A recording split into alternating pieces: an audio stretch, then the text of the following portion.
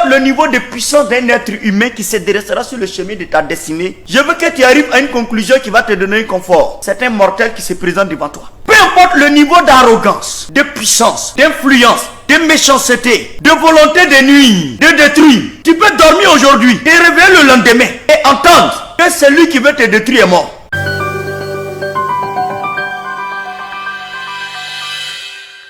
Vous savez, mes chers leaders, la différence entre deux personnes qui vont au front se trouve généralement dans la mentalité, dans l'état de pensée. Parce que de là découle la source de la vie, la source de la mort. Et c'est de l'abondance du cœur que la bouche parle.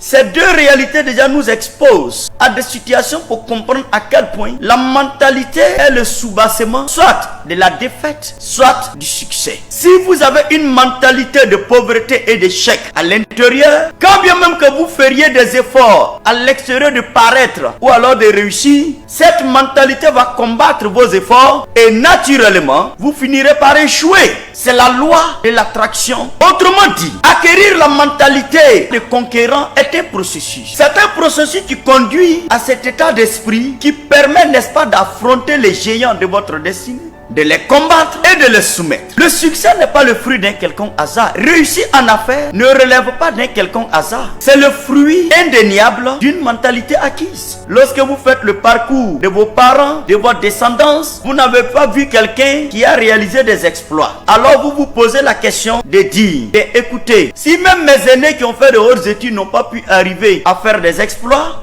il est tout à fait normal que moi également, je ne puisse rien faire d'exceptionnel. Et d'ailleurs, si cela m'arrive, ce n'est pas un drame puisque je ne suis pas le seul à qui cela arrive également. Mais il se trouve que le destin n'agit pas de la même façon. Peut-être que pendant que je te parle, tu es dans les affaires, tu es dans un domaine d'activité où il y a également des géants qui dominent, des acteurs qui dominent ce secteur. Et je reste convaincu qu'il y a aussi des Goliaths, peut-être actuellement qui te font fuir. C'est quoi ton Goliath? Peut-être que ton Goliath sont les ressources financières qui te manquent pour que tes activités avancent. Peut-être que ton Goliath, c'est une activité fermée entre des personnes qui contrôlent le marché et qui refusent d'y voir d'autres personnes y pénétrer. Peut-être ton Goliath, ce sont des collaborateurs qui te trahissent chaque jour et qui font que tu n'as pas du personnel compétent pour réussir tes défis d'entreprise. Peut-être ton Goliath, ce sont tes limites intellectuelles dans certains domaines pour lesquels tu dois réussir. Peut-être même que ton Goliath, c'est ta méconnaissance dans le secteur dans lequel tu dois opérer. Mais écoute-moi bien. Si effectivement la vie t'a exposé au processus de formation de David, je peux t'assurer que peu importe le Goliath qui se dressera sur le chemin de ta destinée, je peux t'assurer d'une chose. Si ce que je vais te partager aujourd'hui, tu l'observes sérieusement et que tu te mets sérieusement au travail pour comprendre ce principe que je vais t'enseigner, je peux te garantir, c'est vrai, la vie ne te sera pas toujours facile, mais il n'y aura aucun Goliath dont tu ne pourras pas triompher. Cela te donne le confort qu'il n'y a pas d'être aussi puissant, éternel sur la terre, capable de te combattre éternellement. Ce n'est pas vrai. Peut-être que toi, il peut te combattre, mais à ta descendance, je ne suis pas sûr qu'il peut combattre ta descendance parce que lui aussi, il a appelé à partir. Sur la base de cette évidence, ne te laisse pas effrayer par les circonstances ou la taille des personnes qui se dressent devant toi, peu importe les puissances. Peut-être qu'il y a une personne dans une entreprise qui a juré de te détruire. Il a juré que tant que lui, il sera à ce poste dans cette entreprise, toi, tu ne seras jamais rien. Tu n'auras jamais de carrière. Tu n'auras jamais de marché là-bas. Parce que peut-être il n'aime pas la tête de ta région. Ou bien il n'aime pas ta tête. Il a juré que tant que lui il a ce poste, tu ne seras jamais rien. Et moi je vais te donner un confort. Est-ce que tu sais qu'à cause de toi, Dieu peut faire qu'on chasse quelqu'un d'une entreprise de façon humiliante pour le faire remplacer par quelqu'un d'autre pour toi? Il y a deux types de pharaons auxquels tu seras confronté. Il y a le pharaon par lequel tu peux être élevé. Et il peut y avoir le pharaon de servitude.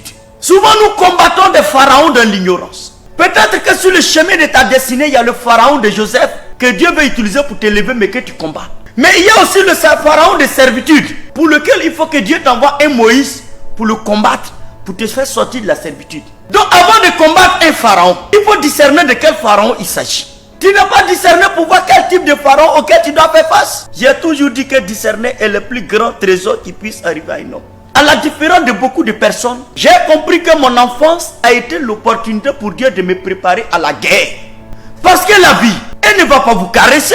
Je vous dis une chose. Dieu même qui a créé l'homme, regardez ce qu'il dit. Il dit le cœur de l'homme est tortueux, qui peut le connaître? La nature humaine est extrêmement méchante. Généralement, 90% des gens qui vous entourent ne souhaitent absolument pas du tout vous voir réussir. Et donc, la nature, le diable et tout le système va combattre votre élan d'entrer dans votre destinée. Et donc, vous serez confronté à des situations qui peuvent vous abattre et vous pousser à l'abandon. La vie va vous soumettre à des batailles, que vous le vouliez ou pas. Et vous n'aurez pas d'autre choix que de combattre. Parce que refuser de combattre, c'est refuser d'exister.